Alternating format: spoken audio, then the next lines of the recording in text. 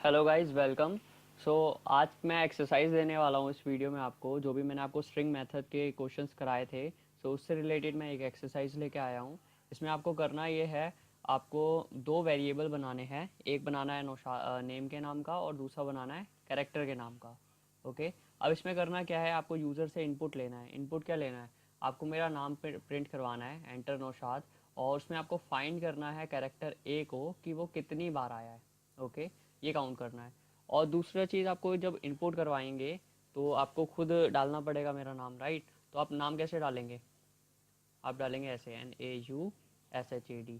Means आधा आप डालेंगे कैपिटल लेटर में, आधा आप डालेंगे स्मॉल लेटर में। अब इसमें करना क्या है, आपको काउंट क्या करना है, ए को काउंट करना है। अब इसमें आपको मैं एक चीज़ बता चुका हूँ, जो आपका काउंट मेथड है वो है केस सेंसिटिव, राइट। बट हमें करना क्या है, चाहे ए स्मॉल में हो चाहे ए कैपिटल हो, काउंट आपको दोनों ही करने हैं और एक ही बारी में।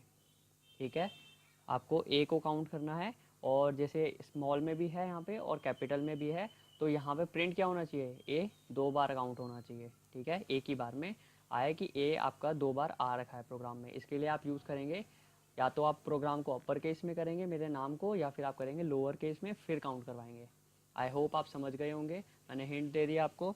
और इसके बाद आपको क्या करना है, इसके बाद आपको मेरे नाम की जो है लेंथ बतानी है कि कितने लेंथ है।